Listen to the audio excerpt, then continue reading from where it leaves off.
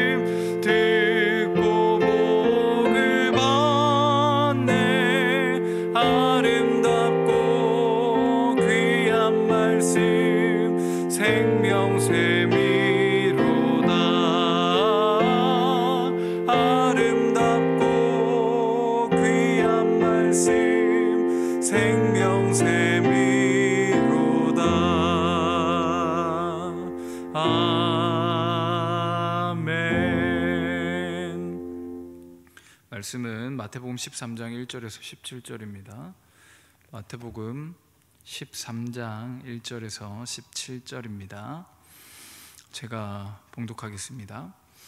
그날 예수께서 집에서 나가사 바닷가에 앉으심에 큰 무리가 그에게로 모여 들거늘 예수께서 배에 올라가 앉으시고 온 무리는 해변에 서 있더니 예수께서 비유로 여러 가지를 그들에게 말씀하여 이르시되 씨를 뿌리는 자가 뿌리러 나가서 뿌릴새 더러는 길가에 떨어짐에 새들이 와서 먹어버렸고 더러는 흙이 얕은 돌밭에 떨어짐에 흙이 깊지 아니하므로 곧 싹이 나오나 해가 돋은 후에 타서 뿌리가 없으므로 말랐고 더러는 가시 떨기 위에 떨어짐에 가시가 자라서 기운을 막았고 더러는 좋은 땅에 떨어짐에 어떤 것은 100배 어떤 것은 60배 어떤 것은 30배의 결실을 하였느니라. 귀 있는 자는 들으라 하시니라. 제자들이 예수께 나와 이르되 어찌하여 그들에게 비유로 말씀하시나이까? 대답하여 이르시되 천국의 비밀을 아는 것이 너희에게는 허락되었으나 그들에게는 아니 되었나니 무릇 있는 자는 받아 넉넉하게 되되 없는 자는 그 있는 것도 빼앗기리라. 그러므로 내가 그들에게 비유로 말하는 것은 그들이 보아도 보지 못하며 들어도 듣지 못하며 깨닫지 못함이니라. 이사야의 예언이 그들에게 이루어졌으니 일러스되 너희가 듣기는 들어도 깨닫지 못할 것이요 보기는 보아도 알지 못하리라. 이 백성의 마음이 완악하여져서 그 귀는 듣기에 둔하고 눈은 감았으니 이는 눈으로 보고 귀로 듣고 마음으로 깨달아 돌이켜 내게 고침을 받을까 두려워함이라 하였느니라. 그러나 너희 눈은 봄으로 너희 귀는 들음으로 복이 있도다. 내가 진실로 너희에게 이르노니 많은 선지자와 의인이 너희가 보는 것들을 보고자 하여도 보지 못하였고 너희가 듣는 것들을 듣고자 하여도 듣지 못하였느니라. 아멘. 잠시 기도합니다. 하나님, 이 시간 하나님의 말씀을 또 전하고 함께 나누고자 합니다. 우리 가운데 들을 귀를 허락하여 주시고 이 말씀에서 주님께서 우리에게 하시고자 하는 그 말씀의 의미와 뜻을 정확하게 하나님 깨달아 알고 하나님 그 말씀을 삶 가운데 붙잡고 나아가는 우리가 될 수 있도록 인도하여 주시옵소서. 감사드리며 예수님의 이름으로 기도드리옵나이다. 아멘. 할렐루야. 네, 오늘 이제 설 명절 당일인데요. 가족들과 함께 하나님 안에서 복된 그리고 행복한 그러한 연휴가 되기를 주님의 이름으로 간절히 축원합니다. 아멘. 오늘 말씀은요, 표적에 관한 논쟁이 있던 그날 예수님께서 집에서 나가셔가지고 사람들을 가르치기 위해서 바닷가에 앉으신 그 모습에서 말씀을 시작하고 있습니다. 예수님께서는 이제 누군가를 가르치기 위해서 흔히 높은 곳이나 어떤 넓은 곳으로 가셔서 이제 앉으셨는데요. 이것은 뭐 예수님만의 모습이 아니라 많은 랍비들이 어떤 가르침을 주기 위해 이제 찾았던 공간이고 또 앉았던 가르치기 위한 어떤 모습이었습니다. 예수님께서는 주로 가르침을 주실 때 뭐 다양한 방법을 사용하셨는데 우리가 잘 알고 익히 아는 것처럼 비유라고 하는 방법을 사용하셔서 여러 가지 하나님 나라의 진리들을 가르쳐 주셨습니다. 오늘은 그 비유 가운데 특별히 씨 뿌리는 자의 비유라고 하는 우리가 많이 들었고 잘 알고 있는 내용입니다. 잘 알고 있지만 간단하게 좀 한번 설명하려고 합니다. 농부는 씨를 뿌리러 나가서 그 씨를 뿌리게 되는데 이 씨앗이라고 하는 것은 동일합니다. 이제 하나님의 말씀, 복음을 이제 의미하는 건데요. 이 뿌리는 이 씨가 네 가지의 각각 다른 공간에 이제 뿌려지게 되어집니다. 하나는 길가고요, 하나는 돌밭이고 하나는 가시 덤불이 나고 있는 가시떨기 위이고요. 그리고 마지막 하나는 좋은 땅입니다. 간단하게 의미를 이제 설명할 텐데요. 이제 내일 말씀에 좀 더 자세하게 설명하기 때문에 오늘은 좀 간단하게 좀 설명하고자 합니다. 길가는 길의 바깥쪽을 뜻합니다. 복음서에서는 언약의 공동체 밖에 있는 좀 외쪽에 있는 이들을 길가라고 표현하고 묘사하곤 합니다. 그러니까 말씀의 이 씨를 우리가 받았을 때에 그 생명의 말씀, 복음의 말씀을 나의 마음의 중심에 두지 않고 바깥쪽에 두는 그러한 어떤 사람의 마음이라고 좀 볼 수 있습니다. 즉, 이 하나님의 살아있는 이 말씀, 진리의 말씀이 나의 삶의 가장 중요한 우선순위가 되는 것이 아니라 나의 삶의 어떤 핵심적인 나의 삶의 근간이 되는 말씀으로 삼는 것이 아니라 좀 괜찮은 말씀, 참고할 만한 말씀, 좀 들으면 또 듣고 생각하면 좀 꽤 어떤 유익이 될 만한 어떤 부차적인 어떤 말씀으로 생각하고 그것을 나의 삶의 중심으로 삼지 않는 그러한 마음을 가진 이들의 어떤 그 결과가 뭐냐면 길가에 어떤 말씀이 심겨진 그것으로 묘사하고 있죠. 그런 자는 새들이 날아와서 그 씨를 이제 먹어버린다, 빼앗아 버린다라고 얘기합니다. 새라고 한다라는 것은 뭐 여러 가지 의미가 있겠지만 이제 악한 영들이 또 악한 존재들이 또 여러 가지 어떤 존재들이 하나님의 그 말씀을 외쪽에 있기 때문에 쉽사리 이제 빼앗아 가게 되는 거죠. 두 번째는 흙이 얕은 돌밭 위에 이제 심겨졌는데요. 흔히 이렇게 우리나라처럼 깊게 이렇게 씨를 심진 않았습니다. 그냥 흩날리듯이 이제 심었기 때문에 다 이제 얕은 그러한 곳에 심겨졌죠. 근데 문제는 좋은 점은 뭐냐면 얕게 심겨지면 싹이 금방 나온다라는 겁니다. 깊이 심겨진 씨앗은 싹이 나오기 위해서 많은 시간이 걸릴 텐데 얕게 심겨졌기 때문에 오히려 빨리 싹이 이제 트게 됩니다. 근데 문제는 뭐냐면요, 뿌리가 약하기 때문에 그 중동의 강렬한 햇빛에 의해서 이제 메마르게 되고 뿌리가 타서 결국엔 빨리 죽게 된다라는 단점도 있습니다. 그럼 이것을 보완하기 위해서는 어떻게 해야 되냐?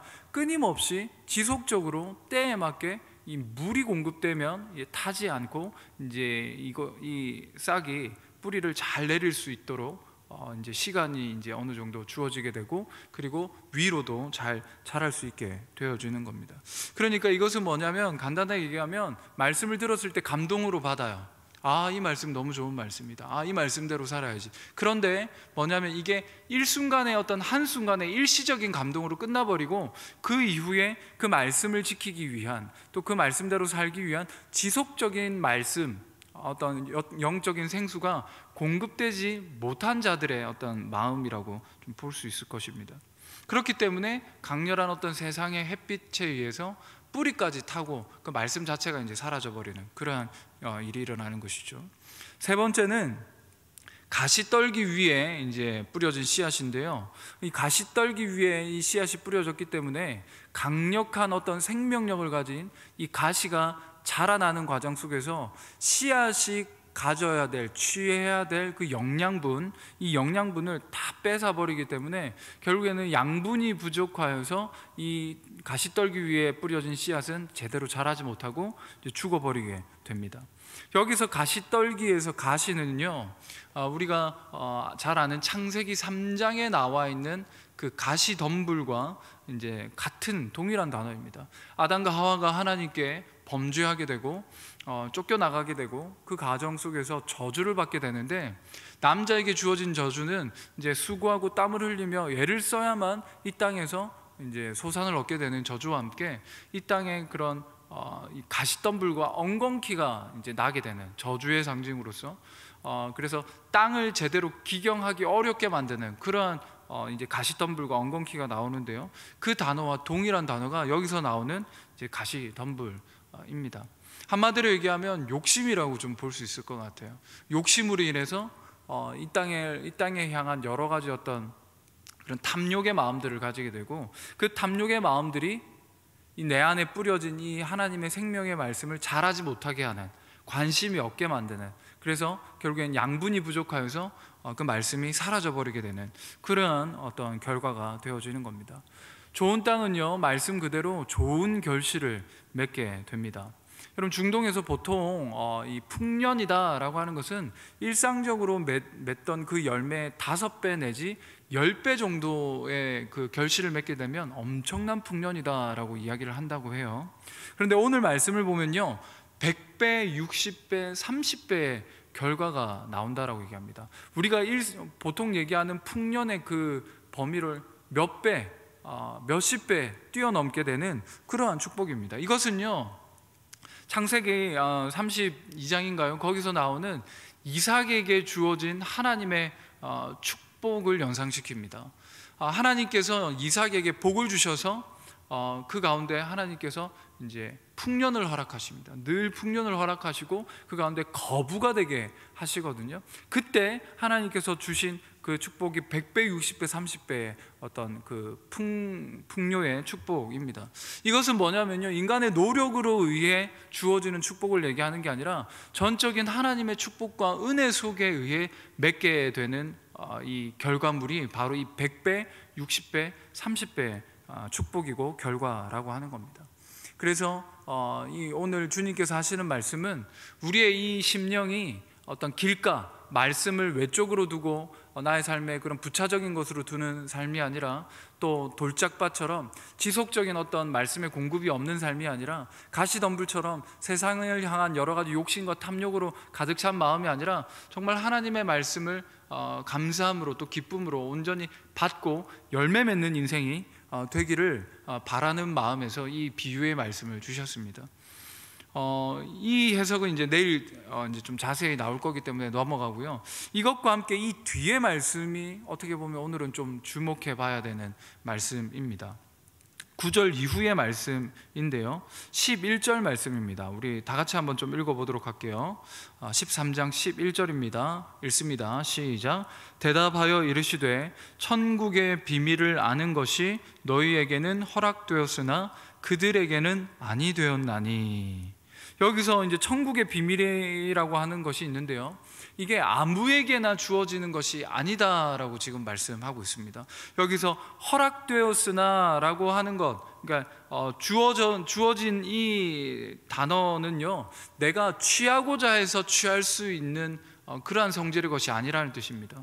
이것은 주인이 있는데 그 주인이 허락해야만, 그 주인이 나에게 주셔야만 받을 수 있는, 취할 수 있는 것으로 지금 주님께서 말씀하고 있어요.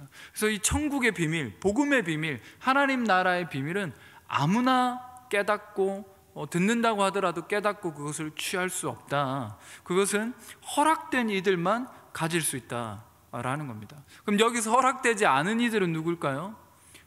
그 당시 많은 사람들 가운데 서기관이나 바리새인이나 이러한 어떤 가식과 외식의 어떤 모습으로 진실되지 못하게 나아간 수많은 이들입니다. 그리고 허락된 이들은 누굽니까? 모든 것을 버리고 온전히 주님을 따라갔던 제자들에게는 허락된 축복입니다. 지금 이 말씀을, 이 비유로 하는 이 말씀에는 누가 있냐면요, 제자들이 있고요, 그리고 무리들이 있습니다. 여러분, 제자와 무리의 차이점이 무엇입니까?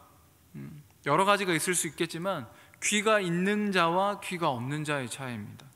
9절 말씀에 보면 귀 있는 자는 들으라. 귀가, 우리의 육신의 귀가 없지는 않습니다. 들을 수 있죠. 그 내용이 무슨 의미인지 합리적으로 논리적으로 계산하고 생각해 볼 수 있습니다. 근데 문제는 뭐냐면 그 안에 담겨져 있는 진짜 그 말씀을 주신 자의 의도, 의미, 그 정확한 뜻을 깨닫느냐 깨닫지 못하느냐에 대한 부분입니다. 여러분, 유대인들이 얼마나 하나님의 말씀을 많이 외우고 공부하고 연구하고 또 알고 있습니까? 그럼에도 불구하고 예수님 당시에 수많은 어떤 유대인들, 대부분의 유대인들은 하나님의 진리의 말씀을 제대로 파악하고 있지 못합니다. 왜 그럽니까? 하나님의 그 관점으로 보지 않고 나의 인간의 관점으로 그 말씀을 보고 해석하려고 했기 때문입니다. 13절부터도 반복적으로 나오는 말씀이 뭐냐면 보아도 보지 못하고 들어도 듣지 못한다. 계속해서 말씀하고 있어요. 14절에 이사야의 예언을 비로소 보기는 너희가 보기는 보지만 보지 못하고 듣기는 들어도 깨닫지 못한다. 15절에도 보기는 보고 보아도 보지 못하고 듣기는 하지만 듣지 못한다. 반복해서 말씀하고 있다라는 겁니다. 무리에게는 비유가 아니라 훨씬 더 쉬운 방법으로 그들에게 천국의 비밀을 알려준다 할지라도 그들은 깨닫지 못할 것이라는 겁니다. 보지 못할 것이라는 겁니다. 그 이유가 무엇 때문일까요? 15절 말씀에서 그 이유를 얘기합니다. 초반절에 보니까요, 이 백성들의 마음이 완악하여져서라고 그 이유를 얘기하고 있습니다. 완악한 마음. 이 완악하다라고 하는 마음은 뭐냐면요, 마음이 완고하고 그리고 강팍하다라고 하는 그러한 의미입니다. 좀 다르게 표현을 한다면 다른 사람의 말에 귀를 기울일 마음의 준비가 되어져 있지 않고요, 그래서 나의 소견에, 자신의 소견에 옳은 대로 행하고자 하는 그 마음을 가진 자, 좀 더 쉽게 한마디로 얘기한다면 교만한 자가 바로 이 마음이 이 완악한 자입니다. 이런 자에게는 어떠한 하나님의 진리의 생명의 말씀을 쉽게 풀어서 가르쳐 준다 할지라도 그들은 깨닫지 못한다라는 겁니다. 이 당시 제자들과 함께 있었던 무리들, 그 무리들 가운데 있던 서기관이나 바리새인들에게 아무리 쉽게, 그리고 그들이 요구하는 어떤 표적과 이적을 보여주는 방식을 사용해서 하나님의 진리의 말씀을 깨닫게 한다 할지라도 그들의 관점은 무엇입니까? 이 땅의 것, 자기의 소견의 어떤 그런 논리와 어떤 기준을 가지고. 여러분, 주님께서 이 땅에서 얼마나 많은 기적과 이적을 베푸셨어요. 5,000명을 먹이는 5병이어의 기적, 그다음 4,000명을 먹이는 7병이어의 기적, 그리고 그들 앞에서 어떤 귀신을 쫓아내고 병든 자를 고치고 수많은 기적과 이적, 그들이 원하는 그 기적과 이적을 보여줬음에도 불구하고 그들의 마음에는 뭐가 있었습니까? 늘 비판이 있었어요. 주님에 대한 판단이 있었습니다. 저 사람이 어찌 죄를 사한다라고 얘기하냐, 이건 하나님밖에 할 수 없는 것인데, 이러면서 속으로 끊임없이 예수님의 하시는 말과 행동들에 대해서 판단하고 비판했습니다. 보여주었지만, 그들에게 말씀을 가르쳐 알려주었지만 그들은 들을 귀가 없었다라는 거예요. 왜? 마음이 교만하여서, 마음이 완고하여서. 그러한 심령에는 이 앞서 말씀하신 이 길가에 바치고, 그리고 돌짝 바치고, 그리고 가시덤불 바치기 때문에 아무리 진리의 그 생명의 말씀이 전해진다 하더라도 이게 이렇게 심겨져서 열매를 맺지 못한다라는 겁니다. 이것은 이사야 선지자의 예언의 성취이기도 하다라고 지금 말씀합니다. 14절인데요, 이사야의 예언이 그들에게 이루어졌으니 일러스되 너희가 듣기는 들어도 깨닫지 못할 것이요 보기는 보아도 알지 못하리라. 아멘. 네, 그러면 누구에게 이 진리의 말씀이 전해지는 겁니까? 바로 제자들입니다. 제자들은 어떠한 자들이에요? 자신의 것을 다 버리고 주님을 향한 온전한 헌신으로 자신의 삶을 드린 자입니다. 주님의 그 음성에 귀 기울인 자들입니다. 수많은 사람들이 예수님에 대해서 좀 실망하고 떠나갈 때에도 그들은 떠나지 않고 예수님 곁에 있었던 자들입니다. 그 가운데 주님을 향한 그 고백, 주는 그리스도시요 살아계신 하나님의 아들이십니다 라고 하는 나의 주 나의 하나님으로 고백한 그 고백 가운데 순종의 삶을 살고자 하는 그 모든 제자들, 그들에게 주어지는 것이 무엇이냐? 바로 이 천국의 비밀이라고 하는 것입니다. 사랑하는 성도 여러분, 우리의 심령이 완악한 심령이 되지 않기를 간절히 소망합니다. 교만하지 않은, 그리고 여기서 말하는 어떤 완고하고 강팍스러운 다른 사람의 그런 말에, 또 특별히 하나님의 그 말씀에 귀를 기울이지 못하는 그런 완고한 마음이 아니라, 자기 소견에 옳은 대로 살아가는 그러한 이들이 아니라 하나님의 말씀에 나의 삶을 전부 다 던질 수 있는, 그 말씀에 나의 어떤 마음, 그리고 나의 시간, 나의 어떤 헌신, 모든 것을 다 내어 던지며 순종할 수 있는 제자로서의 삶을 살아가는 그 마음을 가진 저와 여러분들이 되시기를 주님의 이름으로 간절히 축원합니다. 그때 우리의 삶은 전적인 하나님의 은혜에 의하여, 전적인 하나님의 도우심에 의하여 우리의 인간으로서는 맺을 수 없는 100배, 60배, 30배의 열매를 맺는 인생으로 살아갈 수 있게 된다라는 것입니다. 사랑하는 성도 여러분, 우리가 오늘 설이고 또 어제 오늘 이렇게 우리가 많은 쉼의 시간을 가지는 가운데 우리의 포커스가 자칫 하나님이 아니라 세상을 향할 수 있습니다. 이럴 때 더욱더 우리의 마음을 말씀 가운데 이렇게 잘 던지셔서 그 말씀 가운데 정말 우리가 다시금 이러한 상황에서도 하나님을 바라보고 오늘 하루뿐만 아니라 우리의 삶이 하나님께 내어 던져진 바, 정말 하나님께 온전히 드려진 바, 헌신된 바, 하나님이 정말 천국의 비밀을 더 많이 알려주시고자 하고, 그리고 그것을 누리도록 열매 맺도록 하시는 인생이 되기를 주님의 이름으로 간절히 축원합니다. 기도하겠습니다. 하나님 감사합니다. 하나님, 이 네 가지 밭 가운데, 땅 가운데 혹시나 우리가 이 앞서 말씀한 길가나 돌밭이나 가시덤불의 밭은 아닙니까? 끊임없이 우리의 심령 가운데 하나님의 말씀이 던져지지만, 하나님, 우리가 무리가 되어서, 하나님 완고한 심령이 되어서, 교만한 마음과 강팍한 심령이 되어서 이 말씀을 받지 못하는 그러한 하나님 심령이지는 않습니까? 그러면서 모든 불평과 원망과 하나님 탓을 하나님께로 하는 그러한 하나님 무리한 자들이지는 않습니까? 하나님, 우리의 마음을 굽어 살펴보게 하여 주시고, 하나님 완고하고 강팍하고 또 완악한 이 모든 마음들이 하나님 녹아지게 하여 주시고, 부드러운 마음이 되게 하시고, 겸손의 마음이 되게 하시고, 순종의 마음이 되게 하여 주셔서 하나님, 내가 맺는 하나님 열매로 살아가는 자들이 아니라 주님의 전적인 은혜로 100배, 60배, 30배의 결과를 하나님 맺으며 나아가는 하나님 우리의 삶이 될 수 있도록 축복하여 주시옵소서. 간절히 간구합니다. 하나님, 이 명절 가운데 하나님 죄짓지 않도록 인도하여 주옵소서. 하나님, 명절 가운데 하나님 그리스도인으로서 하나님 주님의 빛과 생명을 보여주고 또 증거할 수 있는 자들이 되게 하여 주시옵소서. 하나님, 이 시간들을 통하여 하나님 친척들에게, 가족들에게 하나님의 살아계심을 또 사랑을 보여줄 수 있는 우리 모든 성도들이 될 수 있도록 주님 축복하여 주시옵소서. 감사드리며 우리 주 예수 그리스도의 이름으로 이름으로 간절히 기도드리옵나이다. 아멘. 하늘에 계신 우리 아버지여, 이름이 거룩히 여김을 받으시오며 나라가 임하옵시며 뜻이 하늘에서 이루어진 것 같이 땅에서도 이루어지이다. 오늘 우리에게 일용할 양식을 주시옵고 우리가 우리에게 죄 지은 자를 사하여 준 것 같이 우리 죄를 사하여 주시옵고 우리를 시험에 들게 하지 마시옵고 다만 악에서 구하시옵소서. 나라와 권세와 영광이 아버지께 영원히 있사옵나이다. 아멘.